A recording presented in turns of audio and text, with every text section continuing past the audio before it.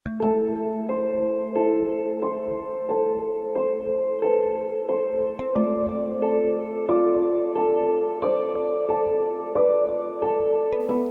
vakumnya berbagai instansi di awal merebaknya COVID-19 di Bali, Yayasan Pusat Pemberdayaan Penyandang Disabilitas Puspadi Bali yang menyediakan layanan untuk alat bantu disabilitas kembali beroperasi sejak Mei 2020. Tutupnya Yayasan Puspadi Bali selama bulan April membuat para anggota Yayasan Puspadi Bali melakukan kerja dari rumah. Namun khusus untuk bengkel pembuatan alat bantu ditutup sama sekali. Direktur Puspadi Bali Inengah Latre mengatakan, menjelang minggu keempat Maret, Indonesia panik. Termasuk pihaknya juga memberikan kesempatan pada teman-teman penyandang disabilitas dan juga stafnya untuk karantina mandiri. Ini untuk mengetahui apakah ada yang terpapar. Dan syukurnya hingga April 2020 belum ada yang terpapar. Itu pasti, karena kemarin di bulan April kita work from home, jadi bengkelnya tutup total. Jadi dulu kan orang tidak begitu ketakutan dengan adanya corona waktu ada di Wuhan, sampai akhirnya tanggal 2 Maret masuk ke Indonesia diumumkan oleh Presiden, dan kita masih 2 minggu berikutnya masih tenang-tenang saja. Sampai akhirnya tanggal menjelang minggu keempat Maret, Indonesia panik. Jadi termasuk kita juga memberikan kesempatan kepada teman-teman penyandang disabilitas, staf kita untuk karantina mandiri. Jadi untuk mengetahui apakah mereka terpapar dan enggak. Syukurnya sampai saat ini belum ada yang terpapar. Baru setelah itu kita mulai kerja dari rumah selama 1 bulan. Karena peralatan semua ada di sini, jadi kita tidak sempat memproduksi alat bantu tersebut. Jadi kita sempat vakum sampai akhir April, sampai kita mulai lagi memberikan pelayanan pertengahan Mei sampai sekarang. Gitu. Hambatannya memang sangat terlambat. Untungnya kami sudah punya cukup bahan baku persediaan untuk 1 tahun ke depan. Jadi tidak ada kendala dalam penyediaan dan juga peralatannya juga cukup lengkap. Honda. Jadi kami kan punya 6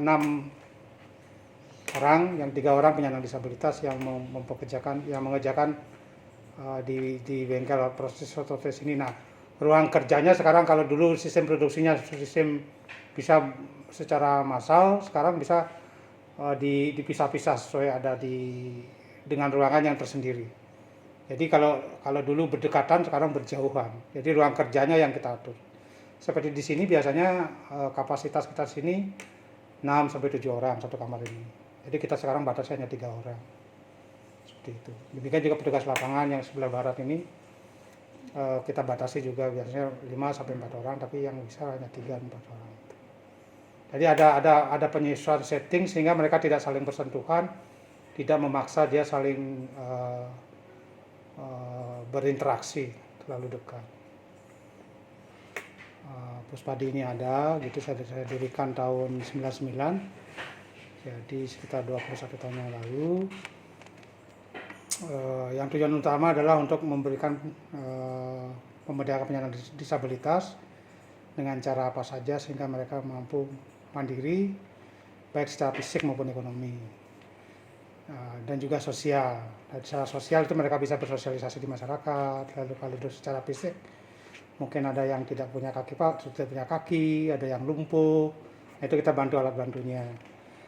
Sampai sekarang kurang lebih udah ada 6.373 orang penyandang disabilitas yang kita bantu dari seluruh Bali. Kita mengcover semua seluruh Bali.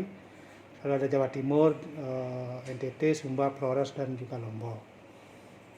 Nah, sejak dalam perjalanannya tahun 2014 kami membuat bengkel pembuatan kaki palsu yang dibuat oleh teman-teman penyandang disabilitas itu sendiri. Sampai sekarang kurang lebih udah 5.398 alat bantu. Ada kaki palsu, ada prostesis, otosis, dan juga kursi roda. 5.398 alat bantu yang kita berikan secara cuma-cuma kepada penyandang disabilitas yang ada di Bali.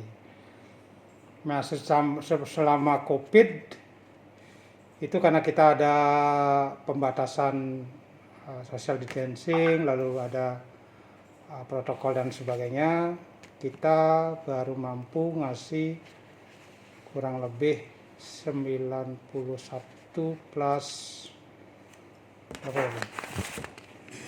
91 jadi plus 61. Jadi kurang lebih ada 109 tambah 109 kaki palsu tambah 61 kursi roda. 160 alat bantu yang sudah kami serahkan selama COVID. Itu. Jadi yang tadi yang mungkin gampang ingatnya 5.000 gitu, tapi yang sudah kita berikan 5.398 seluruh alat bantu dari sejak berdiri. Dibukanya kembali Yayasan Puspadi Bali juga disertai dengan penerapan protokol kesehatan. Jika sebelumnya para penyandang disabilitas yang membutuhkan alat bantu bisa langsung mendatangi gedung Anika Linden Center di kawasan Kesiman Kertalangu yang menjadi basis Yayasan Puspadi Bali, kini kedatangan masyarakat yang membutuhkan alat bantu ini dilakukan secara terjadwal. Dalam sehari, Yayasan Puspadi Bali menerima sekitar 3-5 klien. Nah, ini yang membedakan di musim pandemi ini, di wabah ini. Pada saat work from home, kita melakukan evaluasi secara menyeluruh. Jadi kita melakukan evaluasi dan monitoring kurang lebih 1.700 penyandang disabilitas yang ada di Bali untuk mengetahui situasinya itu. Nah, dari hasil itu ada sekitar 100 orang yang membutuhkan alat bantu secara mendesak. Nah, dengan berdasarkan hasil penelitian itulah kita lalu membuat mereka berjadwal. Jadi yang datang ke sini sekarang itu harus ada janjian dulu akan melakukan apa, dan pengantarnya juga harus terbatas dan dia tidak dalam kondisi sehat, tidak ada masalah dengan paru-paru, dengan jantung, dengan pernapasan dan sebagainya, dan tidak panas dan sebagainya. Jadi sekarang kita batasi 3-5 klien saja per harinya. Jadi kalau dulu sebelumnya mereka butuh langsung aja datang ke sini gitu, jadi tanpa ada perjanjian sebelumnya. Tapi sekarang karena ruang kerja kita setup, jadi jaga jaraknya biar saling berjauhan, lalu harus pakai APD dan sebagainya. Itu jadi kita harus betul-betul sudah tahu yang akan datang dalam seminggu depan itu. Hari ini kita sudah tahu, Senin, Selasa, Rabu, Kamis, Jumat sampai Jumat besok kita sudah tahu siapa-siapa yang akan datang. Nah, kalau tanpa perjanjian kami tolak untuk sementara, mungkin bisa di minggu berikutnya gitu. Yang kami selain alat bantu ada namanya ortosis, itu untuk penguatan yang punya kaki layu, ankle foot ortosis itu kita produksi juga. Lalu ada hand sling, lalu kita memberikan juga kursi roda adaptif untuk teman-teman. Jadi semua alat bantu kita di sini customize, jadi sesuai dengan kebutuhan kliennya. Jadi setiap orang membutuhkan alat bantu yang berbeda-beda. Nah, selama pandemi kami juga karena dari hasil evaluasi banyak juga teman-teman kita yang dulu kerja di hotel, di restoran, keluarganya, orang tuanya itu mengalami dirumahkan. Demikian juga kebutuhan akan sehari-hari itu juga meningkat. Jadi kami melakukan kegiatan memberikan bahan pangan, atau kalau sembako kan 9 bahan pokok, tapi ini tidak sampai 9, mungkin ada 3-4 macam makanan pokok yang kita distribusikan ke rumah-rumah langsung. Jadi sampai sekarang ada kurang lebih 533 paket yang sudah kita distribusikan dengan senilai 250 per paket. Lalu kami juga mendistribusikan, coba saya lihat contekan dulu sebentar ya. Nah, paket makanan 533 paket, lalu saringan air minum itu 69. Kita juga memberi masker, ada 1.600 yang kita distribusikan. Ada sabun batangan juga, kita 1.066.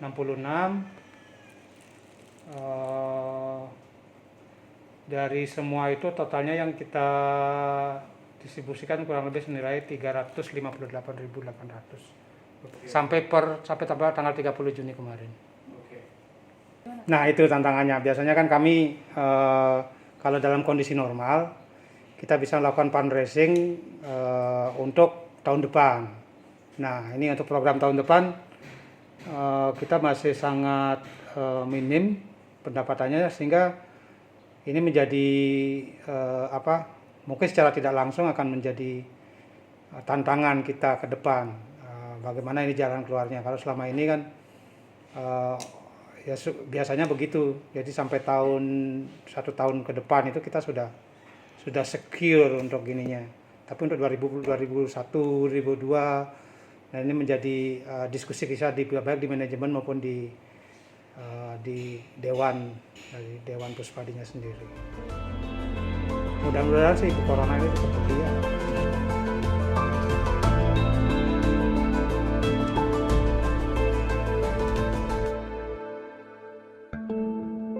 Yuk subscribe akun resmi YouTube Nusa Bali. Jangan lupa like, tinggalkan komentar, share link, dan aktifkan tanda loncengnya. Dapatkan informasi terkini seputar Pulau Dewata hanya di Nusa Bali TV.